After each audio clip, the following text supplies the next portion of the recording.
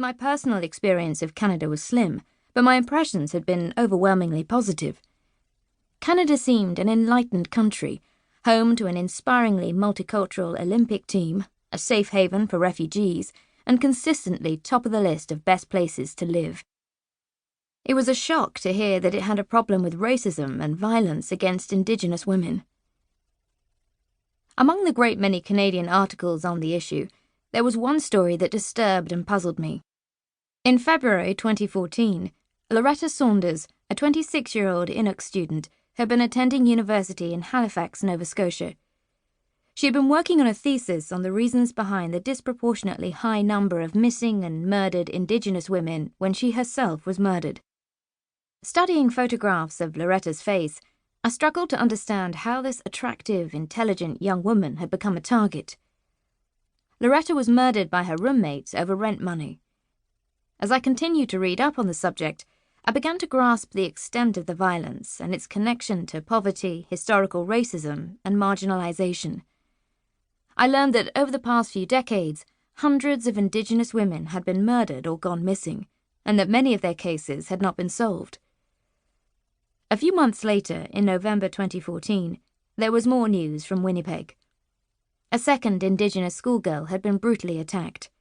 This time, the girl survived, but her assault renewed calls for the federal government to do more to stem the violence. I started to plan a reporting trip to Winnipeg, feeling that the city encapsulated the issue with its large but segregated Indigenous population, its high number of missing and murdered women, and the very public failure of its police to protect Tina before her death. I began to negotiate with Winnipeg's Deputy Chief of Police, Danny Smith, for access to the homicide unit and its detectives. It was a delicate task that took nearly 3 months to organise, but by the end of January 2015, my colleagues and I were on a flight to the city. Our report, Red River Women, was published in April 2015 as a multimedia article and radio documentary. The reaction from the BBC's huge worldwide audience was one of shock and surprise, highlighting how little was known about the violence outside of Canada. The idea of writing a book about Tina Fontaine began to form in my mind, but I was conscious that without an arrest, it was a story with no conclusion.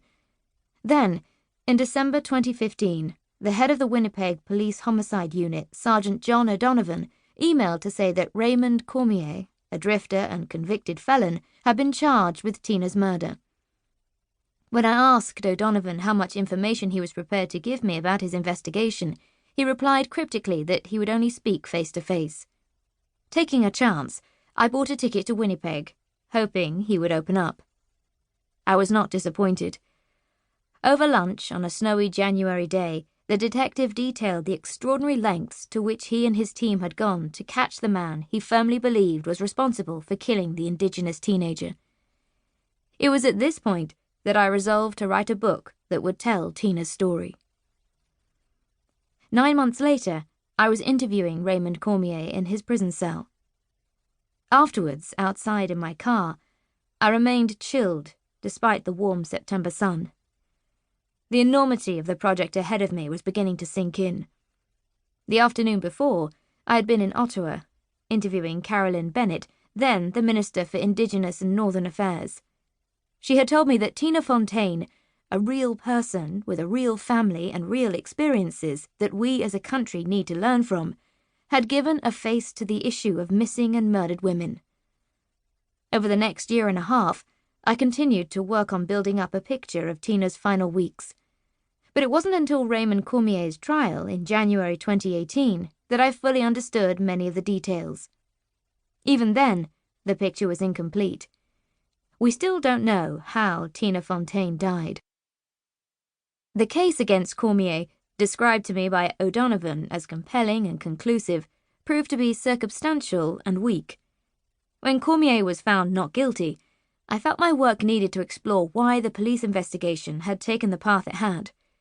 I wanted to understand the pressure officers were under to find a name and face to fit this crime, when so many other killings of Indigenous women and girls had gone unsolved. The story in this book is based on extensive face-to-face interviews, police notes, transcripts of recordings, and trial testimonies. I interviewed Tina's